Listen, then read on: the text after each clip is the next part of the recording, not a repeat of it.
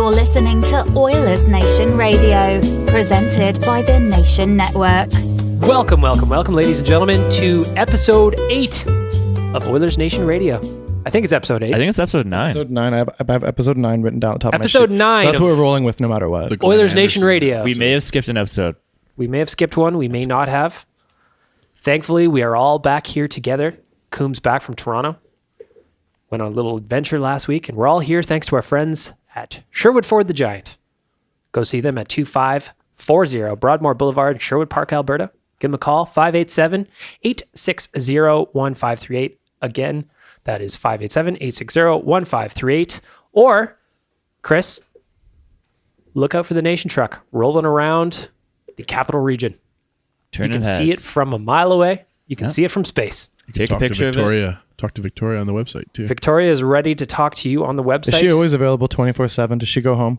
Victoria has a very, very strong work ethic. She is always ready to help out customers. So at 3 a.m., if I need some advice on a vehicle, anything, I can shoot a message, Victoria will be ready to just wake up, answer my question. I think when she gets the message, it shoots her bed up, straight up. She lands on her feet, and she's immediately at her computer. I was told she actually lives at Sherwood Ford. She has a little bedroom there. She's always working. See, that's dedication, Holmes. Mm-hmm. Talking customer service with Victoria. You can go chat with her online at sherwoodford.ca. Boys, big week for the Oilers. Huge. Not necessarily wins-wise. Very good, very, very good games all around. Nashville game, sure, they didn't score. Played well. Didn't score. Sucks. Pittsburgh game, oh boy.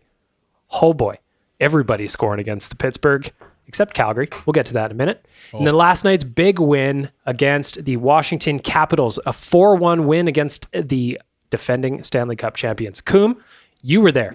Dan was there. Chris and I were at home doing our blogger thing. Cam, we'll start with you. What was the vibe like at Rogers Place last night? The vibe was exciting because the Oilers now have a live crew of drummers. Yeah, you were super into it. I was very into the drummer. And let me tell you, it wasn't the old Rexall Place drumming guy that banged on the They never buckets. hired him? No, he's just the Let's Go Oilers guy. That guy is what you're talking about? Let's Go Oilers and then dunk, that guy? Yeah, the guy like outside of Rexall that would like... Oh, pale drummer guy. Yeah, pale drummer. Yo, they should definitely bring They should have hired him to do it, but I respect what these other drummers are doing. They got like a marching band style drum going on. I feel like I'm watching college football, which is always good. People at the stadium yesterday were fired up. They believe in the team now. I feel like anything that they can steal from college sports is a good idea. Chris, go ahead. Were they playing the drums during play? No. Yeah, that's what they were doing. They were trying to distract the other team. No.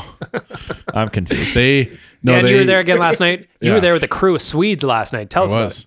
That was our final game with our Swedish friends, thanks to Explore Edmonton. Hell of a game to go out on, too. Yeah, they had a great time. They got to see the Nashville game, so they were a little disappointed. They got to see the Pittsburgh game, and they were pretty excited about that one. And then they got to see a good, solid Oilers win. 60 minutes of good Oilers hockey.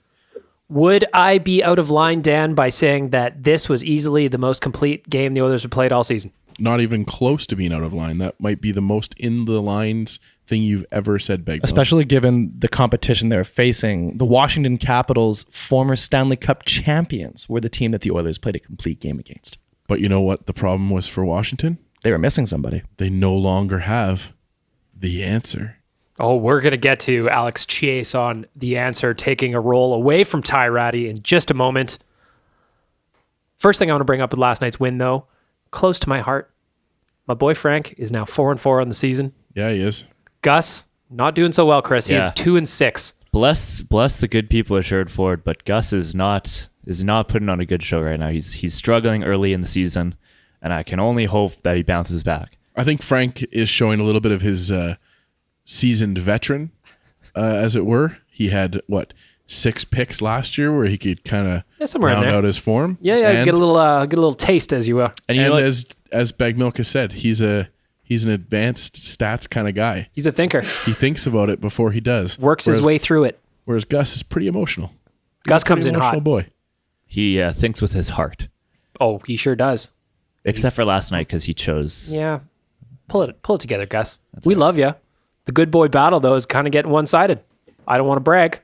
Boy Frank, though, he's putting in the work. Now, a couple of things I want to get back to on last night's game.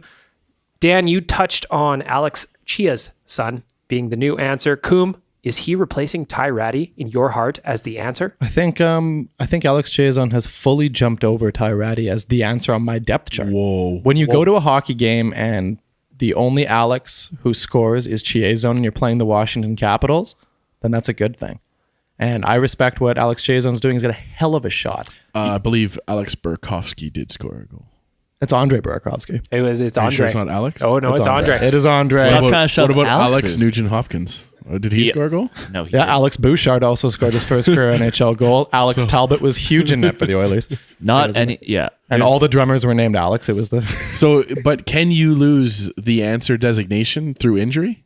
I think you can. That's kind of the reality. It's like playing King's Court in basketball in phys ed when you're in high school, junior high, elementary school, whatever, playing King's Court. And it's like whoever's the answer at the time is the answer. And if you beat out the answer, like Chiazon's playing better, he's the answer. But then if all of a sudden Cooper Marody scores 3 goals next game, Cooper Marody might be the Ty answer. Ratty just doesn't get to keep the answer status when he's sitting in the press box. But if he comes back and plays well and Chiazon Yeah. starts struggling, then Ty Ratty's the answer. But I not would just really any- like to see a battle for the answer status. the answer is fluid. It is fluid. We're gonna have to have King's an Court. answer bracket. at We the should end make of an the season. answer belt. Like Yes. a WWE championship belt. with Yes. with a giant Riddler green question mark. Exactly. And we wait outside the dressing room after the game and we wait for the players and we're like, all right, we've decided who the answer is now. And they're like, what the fuck? On it. They turn us down every time unceremoniously. The Oilers already give away their leather patches thing and their helmet for player of the game, and we're just standing out there with a belt saying, no. This is the This is- answer. yeah. We dubbed the answer. Alex Chiazon had a hell of a day yesterday, Chris. Yeah, he got his Stanley Cup ring from the Caps. You guys were at the game, so I don't know. You wouldn't have seen what they showed on TV about the ring. This thing is massive. Yeah. Dan, you wrote about it at Oilers Nation yesterday. That is a hell of a day for Alex Chiazon. Man, yeah, it's super cool to see these guys have their moment. I know that it's been a summer of elation for all of them, but yeah, like you said, Bag Milk, that ring is just something to behold. That's it's got to be a heck of a weight on your hand. It Do you could think fund he my wore it? whole life, I think. Did he wear it during the game? Oh, yeah, absolutely. Probably. That's why he gets all that power behind his shot. I agree. Is through the ring. One Another- ring to rule them all. Another guy scored his first NHL goal last night, Evan Bouchard. Last week, Kaylor Yamamoto got his first NHL goal last night. Evan Bouchard with a big half clapper from the point, seeing eye through traffic, past Holtby, arguably one of the most subdued first NHL goal celebrations I've ever seen, Chris. I expect nothing less from him. And then you compare it to Yamamoto's first goal last week, as you He was said. elated. He was elated. So was- excited. he When was you're so happy. when you're a 38-year-old rookie, Yeah. you've been there. You've seen these things. Evan Bouchard's lived a lot of life. He's lived an extremely jubilant lifestyle. He's traveled the world. He has children. He's a 38-year-old man. Coombs sneaking in the word of the day, jubilant. We did it. I was wondering why everyone was like laughing. Shout out to That's where my creative writing minor comes in handy. I went to the University of Alberta and I got a creative writing minor, and that's what I can do things like this now. Use the word jubilant in a sentence. To me, I don't care if you're 70 years old. I want to smile if you score your first NHL goal. Yeah, like a I half want some smile, like a excitement. little smirk, maybe. Yeah, it's not fun for me to see someone. So you'd say just, like, Bouchard frown. certainly wasn't a jubilant after scoring that goal. I agree. He wasn't jubilant. he lacked Bouchard's jubilation. celebration looked like the exact same way you would react if you win a free coffee. Do you know what I mean? It was just like, oh, cool. Yeah, Nice. nice. He looked like he just finished gassing up his car. Yeah, but he got a great deal. Got a couple of extra air miles He's like, or something like that. It's like, I just noticed the gas is down to like $1.10. Like, I better go gas up. He's standing there with like a bit of a smirk. He's like, What if- this isn't bad? What if he knows he's getting sent down after 9 games, and so he's just doesn't want to be there? You just led me into my next Oh, topic that's of conversation, called a Chris. segue. That is a segue and a half. Last night, Evan Bouchard played 11 minutes, 3:09 on the power play, 7:51 at even strength. That was his 7th game of the year. Boys, what do you think? Is he sticking? Is he going down? Dan, I'm going to start with you. What do you think? It's tough to say. Like, you got to think that if nice mic stand there, Everybody is bumping Mike Mike Sands big today. boom. You gotta think that if he goes down, that Ethan Bear is his replacement. But we haven't even seen Ethan Bear with the chance to have called him up. Speaking of which, Kevin Gravel has been playing really well. Is it Kevin Gravel or is it Alex Gravel? Anyways, It's Alex Gravel. yeah, I thought so. But yeah, Alex, Bouchard, everybody. I don't know. It's a tough question because I thought Ethan Bear would have been up by now and we could have seen him replace Bouchard. So I don't know. What do you guys think? I think this is an easy decision. Go ahead. You keep Evan Bouchard in the NHL all day long. There's no point sending him down to play with like a bunch of 16-year-olds and him score 100 points in a season. I'm going to counter your, because to me it's an easy decision that you send him down. Yep. There's an expansion draft coming up. Yep. He would be No one said anything right about under an the expansion draft. Well, you got to think forward, man. Yeah. Can't just live in the moment all the time, Okay, Chris. sorry, continue about the draft. And right now he's playing. Last night was one of his most played games, I would say, at 11 minutes. I think that there's more value to him going back to London, going to the World Juniors at Christmas, trying to get a Mem Cup with the London Knights. London, they look good. Like, There's they a lot picked of up value Adam, there. They picked up Adam Boquist, and him and Bouchard can play together and just dominate that league. I'd like to see the Oilers give him a list of stuff that they want him to work on, send him down, let him play huge minutes, and then we don't have to worry about the expansion draft in a few years, Chris. So what's the ruling with the expansion draft? If he's on his entry-level contract, he'll be exempt from being picked from Seattle, so they don't have to worry about him at all. But if he plays, this year and then the 3 seasons finish, he has to sign a new deal, and they'll have to protect him. He's not exempt from the expansion draft. And then So they'll be putting themselves, because they have Sekera and Russell with the no moves. So yeah, if we go they're by going to end up Vegas losing rules, like Adam Larson in the expansion draft or something. if you go by Vegas rules, then you have to protect all of the guys with no movement clauses. So Do you get your buyout before or after that, though? If you get a buyout beforehand, then you can buy out, obviously, 27, and then you get to save it. Well, that's obvious. That's where the buyout's going to be. Definitely. So there's a chance I that forget how that worked last time. If you get to do the buyout, then you can keep them because you can just buy out Luch. You don't have to worry about trying to save that one. Russell won't be here by then. He just won't. They'll figure out a way to get rid of him. We're inevitably going to have another Sekera's lockout. not going to be around for it because you can move him.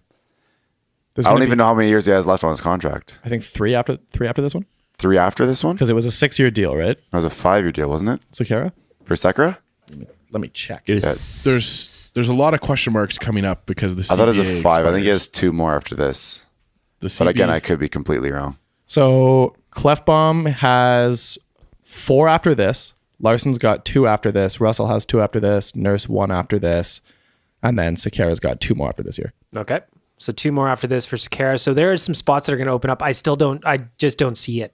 I think that you've got a capable guy in Ethan Bear who's probably comparable, and he's a little bit maybe further ahead in his development. He's got a couple of pro seasons under his belt.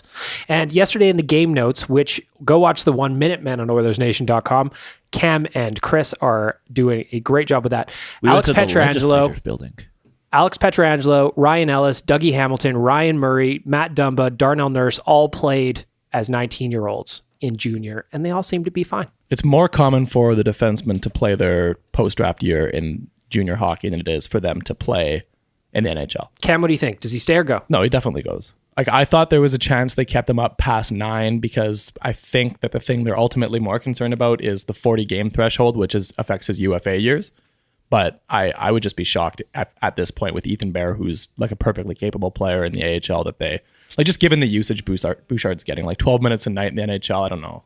Like, I think he's learning a bit, but I don't think he's learning enough doing that. That's why I say it. Like, they give him a list of stuff to work on, make sure that they're in constant contact throughout the year, send him back to London, let him go to World Juniors, let him try for a Mem Cup. There's a lot of stuff that he can still do at junior. But he'll be full-time on the team next year for sure. 100%. One question mark I did that just came to my head was, if Chiarelli is in a win now mode, though, is he just gonna not care about burning those years because it might be some other GM's problem? There's that point to be made as well, but I think that they're just Bear and Bouchard at this point. I think Bouchard's going to be better long term, but at this point, I think they're so similar that why would you waste the extra year of team control? Yeah. That's the way I look fair at enough. it. Bear has a big power play shot, and he could fill a lot of the role that Bouchard Sure. has too. Have we changed your mind, Chris? Kind of. Yeah, you did. You folded like a Whatever. tent. You folded like a tent. Too easy. Well, it all makes sense. But she is going to surprise us and keep him up here. And Chia's surprises are always wonderful, as we know. Yeah. This first segment of the Oilers Nation Radio podcast brought to you, of course, by our friends at Sherwood Ford the Giant. They are ready to help you with all of your vehicle needs. Maybe you could even just go talk to them about some life advice. They're a worldly bunch, Chris. A lot of knowledge there, a lot of years of experience, a lot of handsome guys and gals ready to help you out in every way. I know I would like to ask Tony O some things about my life. Sure, think maybe Tony Choreo O- as well. Or Coero. Dan is Choreo, battling names today. His Dan name is isn't battling Alex O? names Is today. it Alex O? There's got to be at least one Alex at Sherwood Ford. There has to. Certainly. Not all there of them is. are named Alex. Oh, this is a bad day. Dan is battling names, courtesy of our friends at Sherwood Ford the Giant, 2540 Broadmoor Boulevard, Sherwood Park, Alberta. Give them a call at 587-860-1538. Go see them at sherwoodford.ca. Ask questions, book service, go test drive a vehicle, Chris. Do it. Maybe you too can drive a truck as amazing as the Nation truck from our friends at Sherwood Ford the Giant. Like the band, you two? Yes. Bono would love to drive the Nation truck. I guarantee it. That thing is good on gas. I was surprised. I talked to Jay about that. Jay has not filled up the tank yet. I know. Is that real? Is that a real thing? No, I just made that up. Wow. But could you imagine? Amazing fuel economy in the Nation truck. Incredible. Back to last night's game. I really want to quickly touch on Cam Talbot's performance against Pittsburgh. I was critical in the wrap up. He had an 806 save percentage. He admitted after the game he wasn't happy with himself. He felt like he needed to be better. He needed to come up with bigger saves, giving the guys a chance to win. Last night, he did all of the things you want from your starter, finished with a 9.69, nice save percentage. Big night, shut the Caps down. Ovi looked like he wasn't even there. Ovi looked like he drank 4 Coca-Colas right before the game. What are you talking about, Chris? That is something that came out yesterday that I loved. It was on Twitter, I think. Great source. Yeah. No, actually, I remember it was on the Spin Chicklets podcast. They interviewed Brooks Orpik, who said that Alex Ovechkin likes to drink about 3 to 4 cold pops. A couple of Dr. Peppers, Chris. Dr. Pepper and Coca-Cola are his Reminds me go-tos. of Forrest Gump when he Throughout went the to meet game. the president. He drank himself about 15 Dr. Peppers. Yeah. Do you think Ovi had too many Coca-Colas last night? Could be. I think the issue was the Oilers took too few penalties, and the Capitals, Yeah. unless they had the power play, aren't that good. Or that, yeah. They only took 1 penalty last night. That was That penalty- soft. That was soft. Super soft. So soft. Milan Lucic keeps getting called for being big, and it's really annoying. He just kind of 2 touched minutes a for guy. being thick. Oh, he's Lucic thick. 2 minutes thick. Big Daddy's super Big thick. Daddy. He's getting these weird calls that he's just like kind of coasting into people, bumping them, and they just yard sale all over the place, and he's getting called for it. It's super annoying. Now, with that said, that penalty was taken. We move on to my hero, Ryan Nugent-Hopkins, scoring the game winner, shorthanded snipe, absolute beauty. Mind read John Carlson, rips the puck off him, little dangle on Nick Backstrom, rips it past Holtby. Chris, your thoughts on Ryan Nugent-Hopkins' goal last night? It looked amazing. Nuge is the penalty kill all-star because of it. And he was inches away from getting kneed and injured for the rest of the season, but he dodged it. He dodged it and dangled. That was Backstrom that was defending him too. Yeah, Backstrom it wasn't actually a Backstrom knee, stuck but- Backstrom stuck his leg out a little bit. Did he? Oh yeah. And then the flyby too. He went flyby towards the board, stick his knee out. Nuge dangles him, rips it past. And then we got the coveted Nuge low double fist Selly. That was good. With Chris, the big screen. Selly guy. What do you give that? What would you rank that? It was an 8 out of 10. 8 out of 10. Dan, do you like that? Oh, I loved the whole play. The whole sequence was amazing. What was the vibe like at Rogers Place when Nuge scores that beauty? Oh, man. In the video, there's 2 things that I want to point out. First, when he rips the pass from Carlson, there's the initial roar, like, Yeah. the, oh, Yeah. and then he dangles Backstrom's, oh, Yeah. It was and then the goal, obviously. Yeah, I mean, it's I'm surprised. We talked about it earlier. Like, I'm surprised that this hasn't happened more often with this new drop pass kind of offense that the power plays all over the NHL are instituting. But yeah, that you could just feel the crowd getting up at numerous times during that game, because there was like 3 or 4 good breaks by the Oilers. Yeah, Holtby played well too. Yeah, That was another thing. The Oilers could have easily scored a lot more goals, but like Holtby Well- would rob McDavid on a breakaway. Yeah, I was going to say the McDavid tons of big Holtby. saves. There was one where Head-to-head Kajula flop. set up Lucic in front of the net with a good 2-on-1. Like there was a lot of good things about yesterday's game. I mean, Holtby, I think, stopped it from being like a pretty lopsided Oh, yeah. score. Holtby had Connor's number throughout the whole game. And then as soon as Holtby leaves the net, Connor pots But him. man, it was wild when Nuge scored that goal and everybody was chanting Nuge and the drummers came out. It was like Nuge. Back to the drummers for Cooom. He's super into it. I like Yeah, it it. was, I think people were moderately fired up with the goal, but the drummers came out and they became extremely fired up about the goal. How can you not be fired up with a marching band? And I'm I a also big marching band guy. I also have to give credit for that goal song too. That's getting me excited now. Like I'm Hell yeah? enjoying- yeah, a little bit of hell yeah. Hell yeah. Yeah, it's one of those, like we discussed, it's an easy choice, but it never fails. It works. It's better than what the D da da da da da da. I still would do.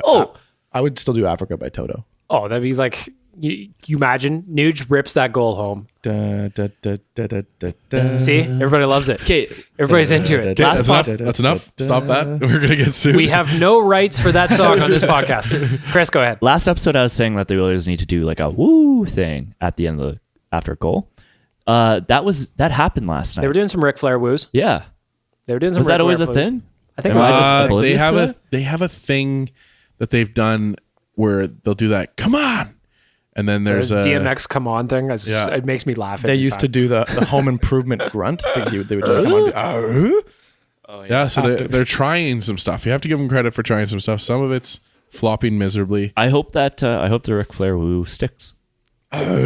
Or how's this, Chris? That'd be If you good. want to waste 90 minutes of your Friday, why don't you go on YouTube and listen to a compilation of all the grunts from Home Improvement? I pretty much heard. Or all you of can them also right watch. There's a video on YouTube where someone took the video game Doom and they changed all the sounds to that grunt and they go through and play it and it's just nonstop. Yes. It's insane. I would recommend it. there. You know, On Tuesday, the Oilers played the Penguins. It was a very close game, lost 6-5 in overtime. However, our friends down at Flames Nation did not have such a good time against the Penguins last night. Friends? Of course, they're friends. Ah, They're friends. They're like those cousins that you're like, hey, man, but you don't really talk to the rest of the year. it's fair. The cousins who have accomplished nothing in their lives and you're still kind of just like, oh, hey, you guys. The Yeah, cousins exactly. we're visiting next month. Nation Road Trip available, backsideTours.com. Go get the tickets right now. Now, the Penguins absolutely dummied the Flames. Decimated. Absolutely dummied them. And I'd love nothing more than a huge Oilers win combined with a massive Flames loss. It's like getting a nice steak and a glass of wine. It just goes well together, you know? Yes. Cam, tell me about Mike Smith. It's more like Mike's myth, the myth that he's good because he fucking sucks. He got absolutely shelled. I think. Yeah, that was pretty aggressive. But I think at this juncture right now, Mike Smith's got the lowest save percentage in the league at like 866 or something. The Flames themselves are like they're actually a pretty good team. Like they got a solid blue line, lots of like offense, but Smith is bad. And I wouldn't be surprised if that Rittich kid takes over and becomes their like main starting goalie because. I mean, Smith's old too. Like he's 37. He's been around forever. He's been injured a lot. Like it's shocking that the Flames decided this was their guy that they were gonna try and contend with. But I think that he's gonna lose the net in Calgary pretty soon. Since we're talking about goalies, Chris, I'm going to throw it over to you. Mikko Koskinen will be getting his first start of the year tomorrow against the Nashville Predators. The Oilers have back-to-back games this weekend. Nashville on Saturday, Chicago on Sunday. Chris, what are your thoughts on Mikko Koskinen getting his first start of the year against the league-leading Nashville Predators? I don't have very high expectations, although we all know anything can happen. So like, I'm kind of a wait and see kind of guy. So we'll only time will tell. Like They're chucking them in the deep end at the very least. They are, and that's interesting because we talked about this last week on the strategy behind. So they're obviously they're going for the for sure win against Chicago with Talbot on Sunday, and then they're I don't want to say expecting a loss, but they're not trying as hard tomorrow with Koskinen in it. Never know. We haven't seen him in regular season.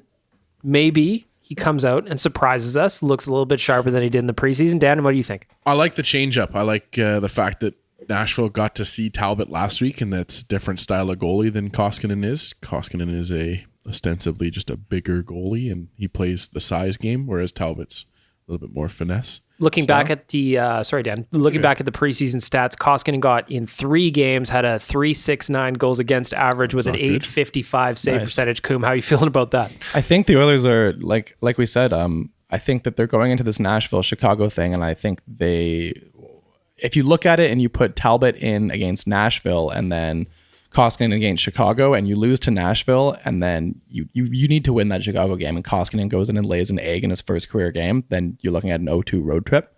So I kind of like what they're doing here is they're really loading themselves up for that for sure win against Chicago, and then maybe Koskinen isn't bad and he wins against Nashville. That'd be great. But like I actually quite like the strategy. Rick, what do you think about the goalie splits for this weekend?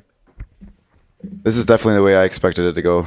I would have tossed Koskinen in tomorrow and leave Talbs for Sunday against the Hawks. And I think to your credit, Rick, if you go back 2 episodes, you did call this.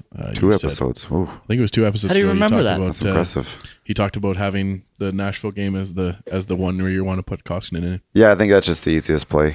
You really need that win against Chicago. And if we can sneak one out, if we somehow we get both of them, then hell yeah. But Chicago's definitely the game you need to win. It's a good position to be in though, where we've got some wins under our belt now, and we can kind of play the strategy game instead of just forcing Talbot to have to play all the time because we have to win all the time. At the very worst, they'll finish this first 10 hell games at 4-5-1, which I think if you were asked at the beginning of the season if you would be happy with 4-5-1, you would say absolutely. Yeah. Sure. That's a good point because when things were really dark at 0-2, when boy. they lost to the I was Bruins, thinking 1-9. when they lost to the Bruins, things were really dark around here. And Brownlee actually on Twitter threw out okay, here's the next 8-9 games or whatever. How many wins do you think they'll get in that series? And if you go back through the answers, there was a lot of people saying 1, 0, none. Chris, how do you feel about the Oilers being 4-3-1 where they're at, considering the start to the schedule, considering the travel, considering the fucking murderer's row of opponents they've faced so far? Yeah, this was obviously like a terrifying stretch of games for us. And I was not expecting to be over 500. I was expecting to be 1-2 games below 500. And if that was the case, I was going to be satisfied with it. And now we really only have 1 game left of this strong competition, and we're above 500. So like, how can you not be excited? There's some bad teams coming up. Yeah, 2 Chicago. Chicago's bad. Detroit coming up, they're bad. Then you go to playing like Florida and yeah, teams like that. The thing about that is that and I saw a tweet, I don't know who tweeted it, but the Oilers are being forced to play a high level of hockey right now that they wouldn't normally be forced to play like this early in the year. And now that they're doing it and they're at that level, and hopefully they're all clicking like that, and we can just fire through the rest of the season at this pace. So here's an interesting thing that I found is back in 2016-17, remember the Oilers made the playoffs, and I think one of their really big statement wins during that early 5-game winning streak was when they beat Washington 4-1, and it was on the 26th of October in 2016. And that was a big statement win, and then from there they really went and like they flew from there. 2 years later, we're almost in the same spot. Exact same spot, except it was on the 25th of October that they beat Washington 4-1. Chris brought up a point where the Oilers are playing at a higher level right now against some very good hockey teams. Is there any concern when the level of competition drops a little bit that their level of play will also drop down to that of a weaker team, Dan? Yeah, that has been an Oilers curse of previous years. So you hope that the coaching staff is planning for that and getting ready for that, because you don't want to be the second team that Detroit beats this year or anything like that. All year they're going to go 2-80. I wouldn't be surprised. They're so bad. They are pretty bad. So yeah, I mean, and you got they also have to play Minnesota on the Tuesday after the Chicago game. So it's not like we're leaving. We're not leaving the top of the league and then heading down to Detroit for 6 games in a row or something. We still have some good competition. The reality is that the Western Conference is deep, right? Like, really, how many bad teams are there in the West? Like, I don't think Arizona's very good. Calgary. Calgary's all right. Yeah, I tried. Vancouver's way better than they thought. Who do you think is an easy win in the West? Like, if you see that on the schedule, who's an easy win? Is there really anybody? It's a weird start to the season in the Western Conference, because do you think Vancouver's going to maintain the pace they're at right now? No. There's no way. This happened last year too. Vancouver had this last year, and then that Dorsett injury kind of threw their whole team off. Because right now, the worst 2 teams in the West are St. Louis and LA. Would you say St. Louis and LA are easy teams to beat? No, definitely not. You see the Blues in the schedule, and you're like, oh, fuck yeah, there's a W. That no one thinks that. The Blues are 2-4-3, so they're 3 games. They're 1 shot away from being 5-4 kind of thing. Yeah, pretty much. They're like if they had won those OT games, then they'd be flying. Mm-hmm. But the Kings though look terrible. I will say that. How about Kovalchuk signing there because he wanted to win? Yeah, I think that was disingenuous. I think he wanted to enjoy the Los Angeles lifestyle. I don't think anybody expected the Kings to be competitive during that 3-year contract. I mean, it's not 2011. Influx of vitamin D, little beach life, some nice little boardwalks. I'm still shocked that Kovalchuk didn't end up in Washington. I just thought that made so much sense. Would they have had the cap room to make it work? I don't know. No, they didn't really. Well, like what I thought was going to happen is that because John Carlson was a UFA, I thought he was going to be the one to walk, and then they were going to bring in Kovalchuk, or they were going to trade TJ Oshie or something. And then Carlson gets some huge smoke in the summer and gifts my boy Nuge with a wonderful goal last night. Thank you, John Carlson. Next up, I want to talk to you guys about what is going on with Jesse Puljujarvi, or as Ufe told us on Nation Real Life podcast on Monday, Jesse Puljujarvi. Dan, you were sitting in the room. How about the Swedish, just how it rolls off the tongue? It's like nice waves coming in. Yeah, in and out. That was Yes, one of our Ufe is from Elite Prospects, and that's one of our favorite features here around the table of Elite Prospects. Oh is my their goodness. pronunciation tool. I brought that up on Nation Real Life. I said, I need a master account so we can get back to using the voice tool. Now, this Puljujarvi talk brought to you by our friends at Get Sauced. Our friends at Get Sauced have got all kinds of delicious sauces, rimmers, spices, and they're just nice people. Do they have a 24-hour hotline where I can talk to people about sauce? They have a website, getsauce.com. You can go there and peruse their whole lineup, Cooom. You're feeling like it's 3 a.m. and you're like, man, I could go for some sauce. I need to plan out my order. Go to getsauce.com. Maybe give them a call. 780-462-2418. 780-462-2418. Or go see them at 9620 58th Avenue, Christopher. Sales at getsauce.com. Send them an email. Improve the flavors of your life with our friends at Get Sauced. You can talk to me about sauce 24 hours a day if you want. Chris, let's talk about sauce. What do you like? I've been very much enjoying the jalapeno sauce that they hooked us up with. Yeah, you have been, Big Milk. I think it's 3 days in a row now. Crushing it. Yeah. Crushing it. What are you putting it on? Yeah, I dunk my burritos in it. Make a little pool of the jalapeno sauce. A little Dunkarino. That sounds Because I remember, delicious. do you guys remember the other day when Evan the intern came in just with a full loaf of bread, and he sat down and he opened the loaf of bread and he started pouring hot sauce on each piece, It stressed and me he was out. making hot sauce sandwiches? That was one of the weirdest things I've ever seen. But you know what? Get sauce is that good. Yeah, Get Sauce is so good that Evan the intern, bless his heart, And we were brought like- in a loaf of bread and just ate hot sauce on And we the were bread. like, Evan, don't you have like any other meats or things you could put on a sandwich? He's like, oh yeah, I do. Absolutely. But what I was feeling for my lunch today was just a loaf of bread and varying sauces from Get Sauce. One of the weirdest things is when I reached in to maybe grab a slice of bread, he grabbed it like a squirrel was grabbing a nut, and he ran outside and started just eating it in the backyard. Evan guards his bread like a prisoner guards his passcode to get ordering. Oh, where were we going Commissary. with that one, Big Milk? Man, Dan, your mind is always in the gutter, is. whereas mine is not. It is. Dan is got a real case of excited. spring fever here, despite the fact that we are in late October. The dead of fall. Boys, get back to Jesse Puljujarvi. He was a healthy scratch last night against the Washington Capitals. Coom with the banging in the mic. Can't sit again. still today. Everybody's I'm banging high mics energy here. right now. Chris, what do you think about Jesse Puljujarvi being a healthy scratch last night? I'm hearing Jared is maneuvering microphones so that we don't bang them. Jared is moving can't very, very gently moving it. I've been sent to the AHL like Jesse Puljujarvi should be. There's Sorry. a lot of good arguments on both ends. I'm torn with the Jesse Puljujarvi thing. I want him. I wish he would have played last night.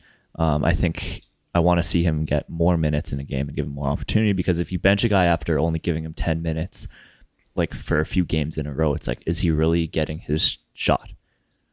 It's the anti-Gerard Gallant way of coaching, and it frustrates me. It's not Fanboy, Vegas fanboy nation. Dan, go ahead. for sure.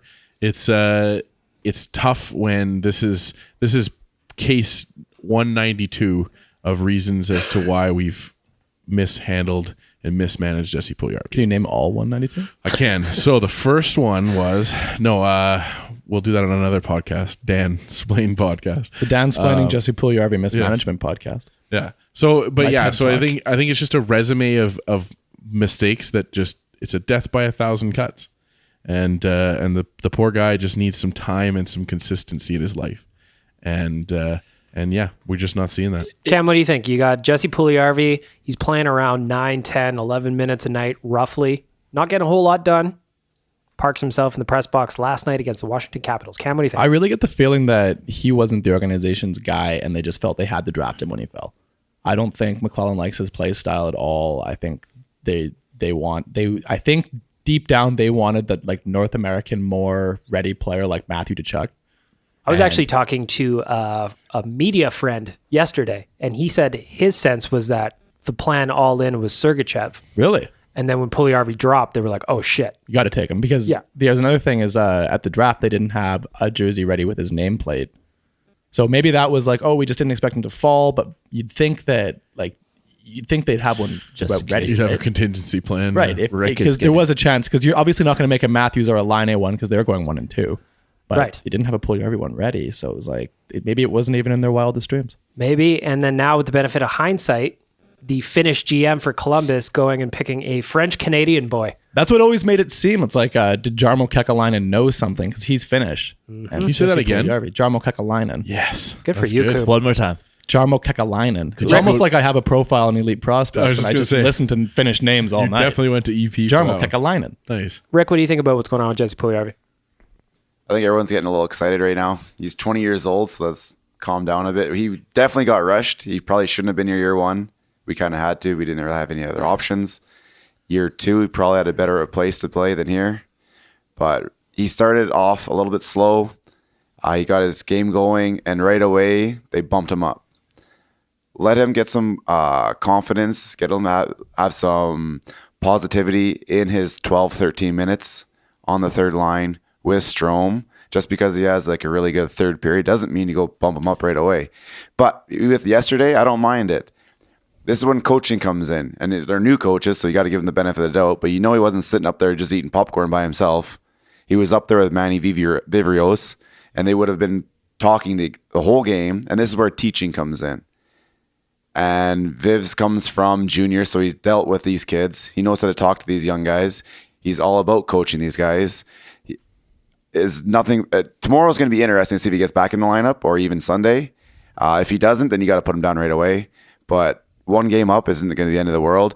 The important stuff is going to be what happens when he comes back on the ice. I give him 10 games, 12, 13 minutes with Strome, third line, maybe sprinkle him in on the second power play, but do that for 10 games in a row and then see where we're sitting. The line jumbling thing is what frustrates me the most, and Puljujarvi's kind of caught in the middle of it. And Dustin Nielsen made a great point yesterday on his Facebook Live video. Do other teams, when a third or fourth line guy scores a goal, do other teams just like automatically bump him up? No, because we didn't see top six? Burakovsky. He was in the fourth line. He didn't jump up suddenly to the Ovechkin. That happens to the Oilers every time. But other teams have good forwards on the wings. Because what the Oilers have is just like this jumble of a top 6. And they have 3 authentic top 6 forwards, Nugent Hopkins, Draisaitl, McDavid, and then kind of just 3 like empty spots. We sent him Ray Maroon last year. That was a consistent guy in our top 6. We haven't had anybody to play on McDavid's right wing for a long time, except for Draisaitl, who's supposed to be our second line center. Like I think it's an Oilers unique situation that they just haven't fixed in the off seasons, and so here we are. My problem with the whole Jesse Puljujarvi thing is that I think even having him at 9-10 minutes a night, because he's not really getting any power play time. To me, that's a waste.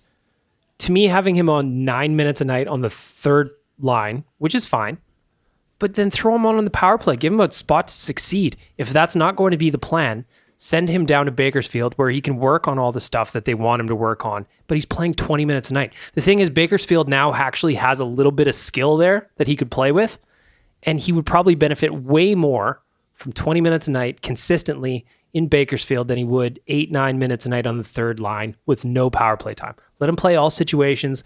Let him work it out. The NHL is not a development league, yet the Oilers continue to treat it like it is, and it's super frustrating. I agree, and I, like one thing from last night that I don't like to harp on Lucic for stuff because I think he's done a lot better as the season's rolled on, but him on the power play, on that first power play, is just maddeningly inconsistent. And the message yesterday to Puljujarvi through the coach, through the media, was that we're holding all players accountable. And Lucic on that top power play is not good. And we haven't seen him held accountable for his imperfections. As much as they say it, that'll never come true. Holding everybody fairness. Oh no, I know. And holding everybody accountable. Luch is fine. I think he's had a decent year. I think if we get this out of him all year, yes, he's overpaid, but whatever, we can't change that. This is what we need out of this guy. Yep. No, and I guess it's just like it's to Bag Milk's point of there's a spot where you could find some time for Puljujarvi to play. I think he's just making little mistakes there that's getting on the coach's skin. Oh yeah, for sure. There's times when the puck comes up to him on just below the blue line to get it out, and he's not getting it out. And those are the little things that are coming back and biting him in the ass at the end of the day. Yeah, he's Mr. Burns with the sideburns. It's he's got to cut those sideburns. Just to me, the weird thing is like, yeah, he's making mistakes, but when other guys make the same mistakes, they're not getting the same level of accountability from the team. And for me, that's frustrating. Like yesterday, Bob Stauffer tweeted out, dating back to last season, Jesse Puljujarvi has 2 goals, 1 assist, and 3 points in his last 23 games. Stellar third period in Winnipeg. Puljujarvi was quiet, blah, blah, blah, blah, blah. Night off in the press box won't kill him. Relax. Now, that's a fair point. However, I don't want to keep harping on Luch because like he's been having a great start to the season, goal scoring aside. But he had 2 goals in 53 games. He is a veteran of over 800 games. Should he not be held to a higher standard?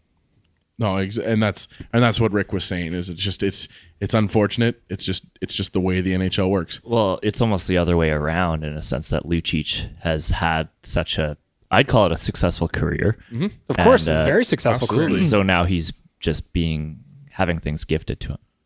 Exactly, but if the message is to be believed that we're being fed, then it's not. Cam, what do you say? I'll give you the last word on the Jesse Puljujarvi. Yeah, I don't know. It's a difficult one to think of because I think we've been to hell and back with this whole thing. Like on the podcast, I think we've all said, oh, he deserves top 6. And now we're all agreeing he should be playing consistently in the third line. It's like, we're all like, it's difficult to like think of how this guy is going to thrive because he's so rapidly inconsistent. No, I agree with what Rick's saying now is that Puljujarvi, what he needs the most is consistency and low pressure. Like I really think actually a Lucic, Strome, Puljujarvi third line would thrive. Sure. And another thing too is he needs to be able to make mistakes and not get punished for them immediately. Because the kid is 20 years old. He's 4 months older than Yamamoto. And not only that, he can barely speak English. Well, he can speak some English, but like, there's something lost in translation there as well. So I just kind of wonder, why is the hammer being put down on him a little bit more than maybe others for doing the same kind of mistakes? I don't know. I just find it odd. That's all, Dan. He just wasn't their guy.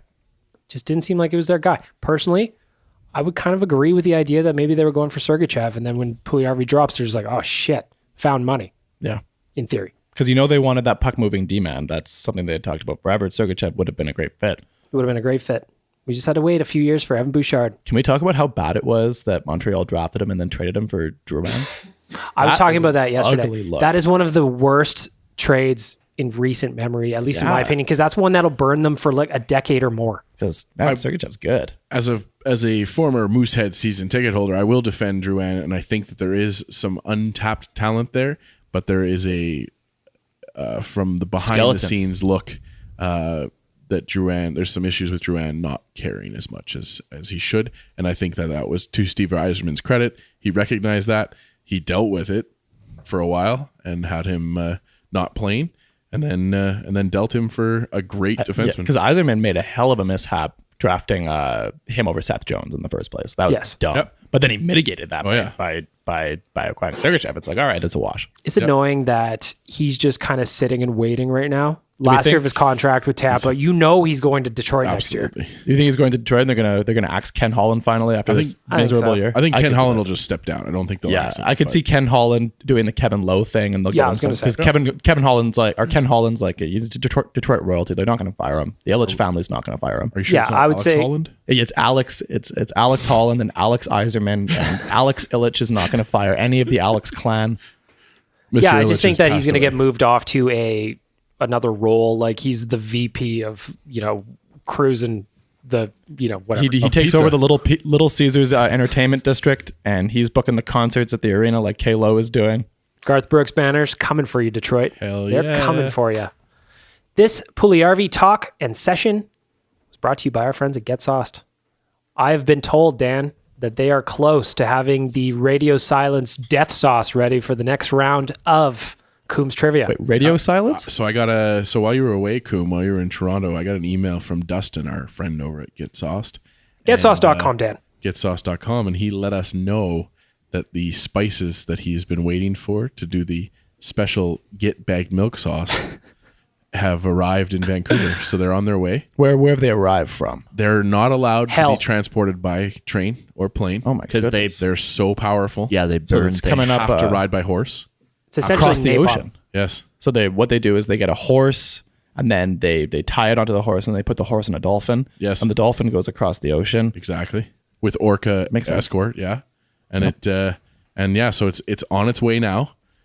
We're probably about a week and a half, maybe 2 weeks out from getting this. And sorry, Bag Milk, he's coming for you So the next round of Coom's trivia is going to be an interesting one. because we're going to include Jay. Yeah, Jay was talking big game on Real Life Podcast about how he could handle it, and he thought that we were overreacting to the sauces. No, we weren't overreacting. Oh, he Well, called that's what you I out. said. He called you out called too. me out. Specifically called you out. Why? Because he said you have a subtle bit of gamesmanship going on during your Coombs trivia. Yeah, where he you're says that you're delaying us. manipulating the clock. Which No, is I'm it's not. 100% true.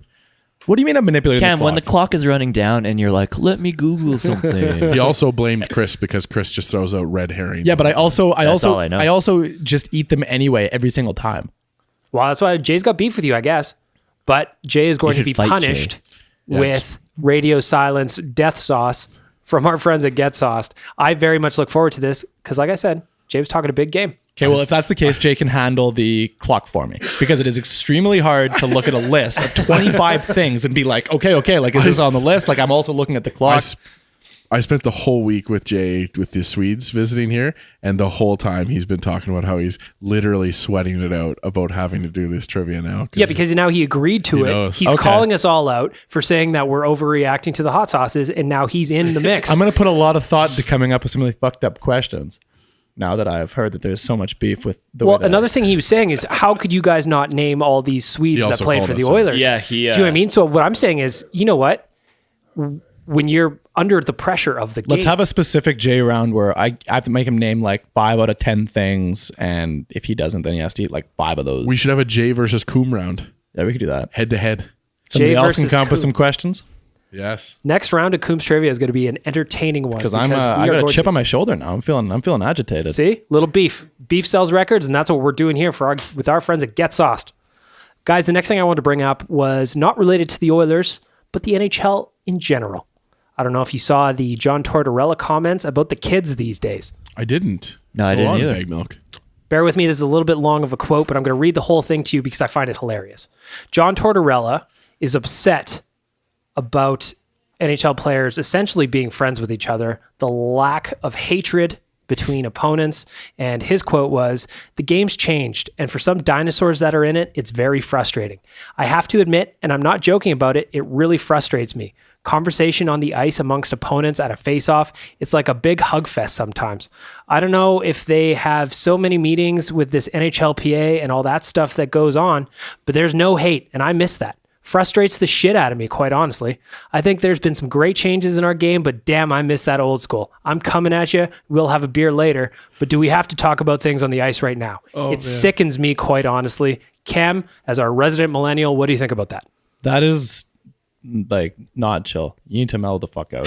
Like everyone's having a good time here. Let's relax. Like these people, I mean, come on. Like we have like people in their 20s making like millions of dollars, and everyone's just like, man, life's sick. And like, does he get super mad when he watches basketball? Like before the game, right. they all go and they're doing Watch a hugs and baseball high fives game and shit? you see guys at first base just like, hey, like Chumming how are it your up. kids doing? Like how's life? Like I'm such a big fan of him calling himself a dinosaur though at the start of it. Like No kidding. precursor, I'm old as fuck. at least there's some self-awareness. It's like, I don't know, man. That's Sorry we don't live in the days where we walk to and from work uphill and it's like everyone just wants to have a good time. It's not that big of a deal. It's I agree with him. Yeah, Some of the best clips out there are, I mean, Brian Bellows and Brian Trottier.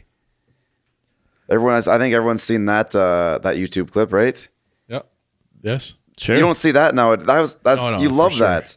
no, That hostility brings. That's what hockey's all about. and he lived through the most entertaining times of hockey, and I personally didn't. Like I never saw any of those line You see brawls coaches and go all at that. each other in the dressing room hallways anymore. He just saw a different time of hockey. No, but like when was the last time?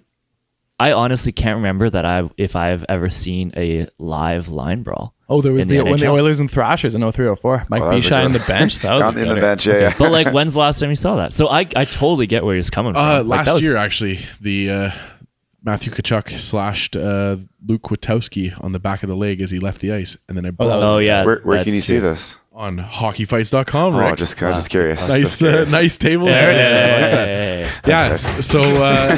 So as the Aggregating person content. as the person that does a lot of hockey fight clips, I think that there's a shift in the aggression and the hatred in hockey. It's a skill game now. I think it's still there. It's just different, and there's nothing wrong with being different. There's a change in our awareness of health issues and all that.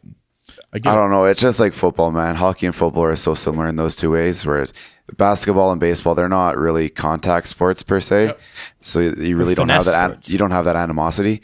But in hockey and in football, it's the same thing. I want hate out there. Have beers afterwards. When you're on the ice, you don't talk to the other guys. I bet you honestly see more animosity in baseball now than you do in hockey. Like I see more players being thrown out by pitchers, and like when Bryce Harper came and chucked his helmet at what's his fuck on San Francisco, like there's more grit in baseball now than hockey. It's actually hilarious. Well, I also wonder too, like if just player movement is a lot more common in the NHL than maybe it was back in the day. Yep. These guys are playing against former teammates. Like last night when Alex Chason gets his Stanley Cup ring, the Washington Capitals literally made a promo video for him. He's in the dressing room with his old teammates. They're all hugging and shit. Like these guys move around so much more maybe than they used to. And it's easier to just talk to people now. They're texting each other, firing each other messages. Like, I just think it's a different world. I'm not overly surprised. Would it be fun to see them get super pissed off all the time? It still happens sometimes, but I just don't see it happening. They're on each other's Instagram all the time. And I think he's fine with that because he said right on there, it's like after the game, let's go have a beer. But on the ice, we can't be buddies. It's go time. Let's go. I'm playing for the players. I'm playing for the name on the chest. You don't have the same thing. I want to win. That means I want you to lose. And I'm going to give it everything I got. And if I've got to throw you through a wall to do it, well, that's what I'm going to do. I just think it's a shift. It's a shift that we're seeing across the world. But like it's these guys go home at the end of the night and they can talk to each other via text all the time. Back in Tortorella's day, you had to fucking spin the old Pony Express. But you hockey send a also, message out, a telegram. Hockey back in that day, like there was more. It was more oriented to like you could push your way to a win physically. Like you fuck somebody up, but now it's like you have to skill and system your way to a win, and you're not going to gain anything by taking a penalty or like cross-checking a guy.